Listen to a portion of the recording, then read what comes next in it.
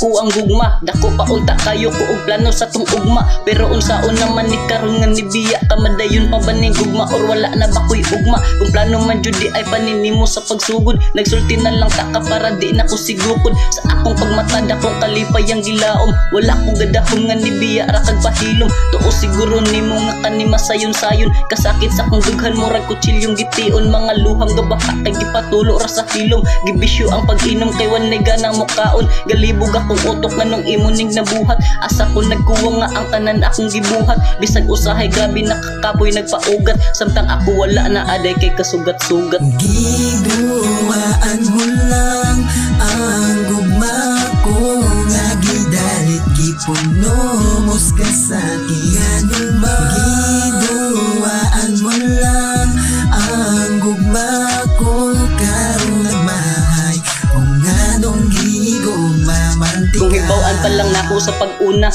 mas maayo nga wala ka higugmaa.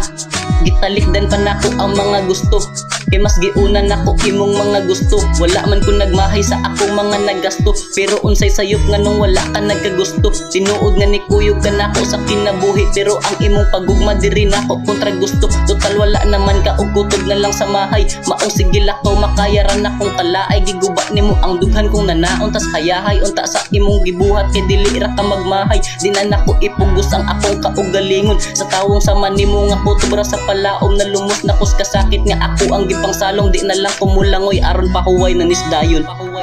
Giduwaan mo lang ang gugma ko nga gidalit gipuno mos ka sa iyan ba.